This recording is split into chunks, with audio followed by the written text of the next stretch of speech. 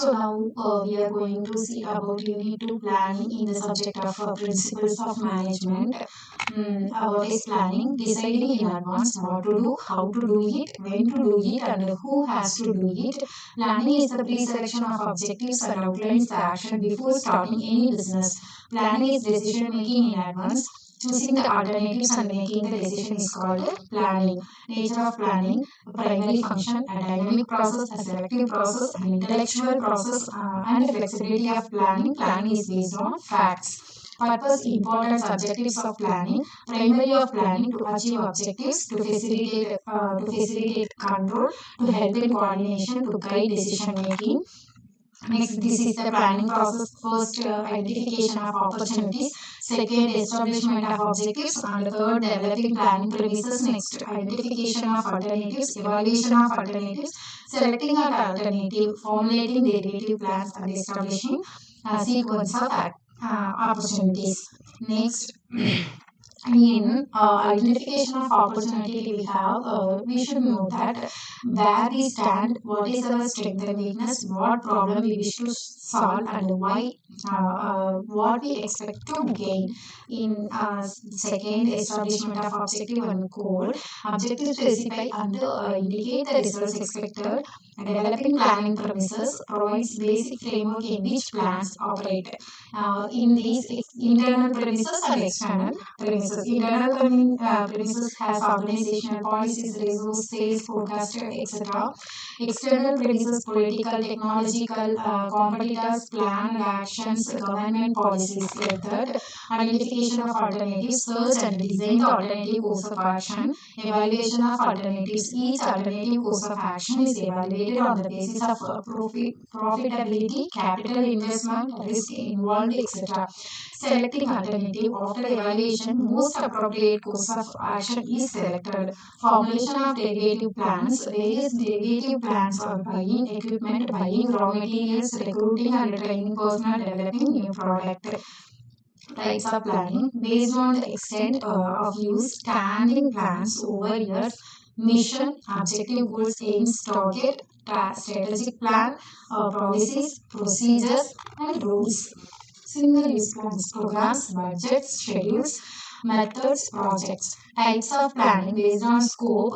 There are four types of planning are there: operational planning, tactical planning, strategic planning, contingency planning. Operational planning: a single use plan or an ongoing plan. Supervisor, team leader, facilitators develop operational plans to support tactical planning.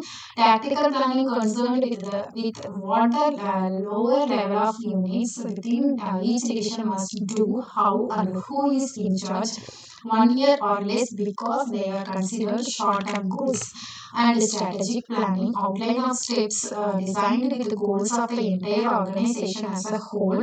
Begins with the mission. Look ahead over the next 2, 3, 4, 5 or even more years to move the organization.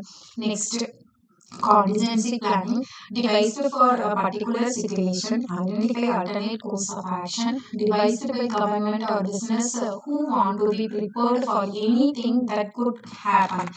Next, advantages of planning: helps in achieving objectives, effective control, encourages motivation, guides in decision making. In this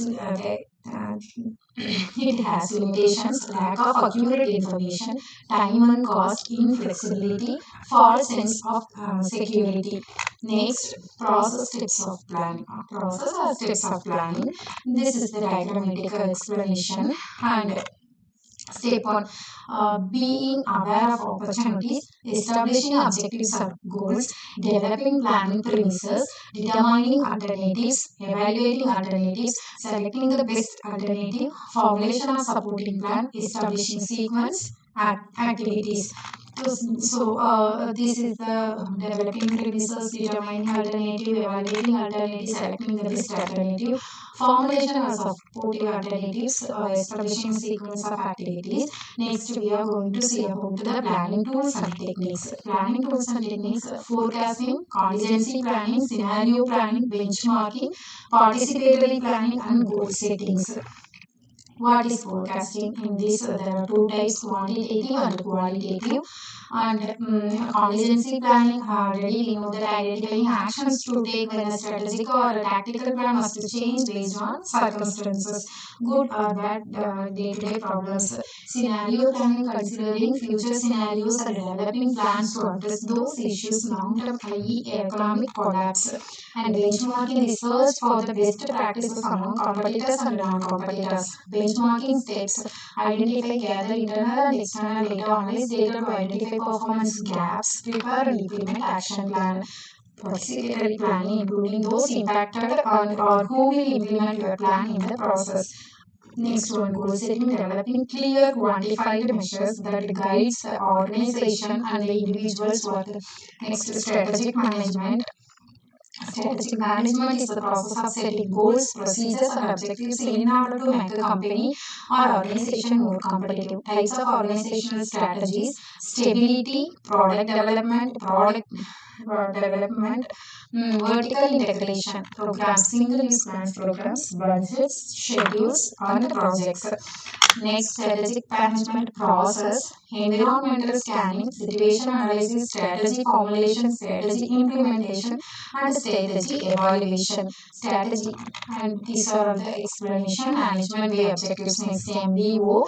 MBO is a management system in which each member of the organization effectively participates and involves himself. According to George Audinor,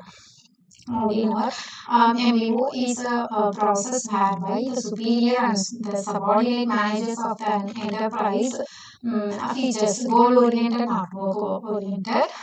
Goal-oriented. This is not work-oriented. To integrate the goals of an organization and individuals, and a high degree of motivation and satisfaction is available to employers. Provides better guidelines, evaluation mechanisms. Process of MBO: setting preliminary objectives, fixing key result areas, appraisal. Next, policies to provide guidance in decision making. According to L.M. Prasad, a policy is a statement which provides the guidance in decision making to members of an organization in respect to any course of an action. Nature of policy: consistency of policy, planned formulation, and importance to speed up decision making to control administration. And that's all. Policy formulation process: definition of policy area, creation of policy alternatives, evaluation of policy alternatives, implementation of policy, review of policy. Thank you.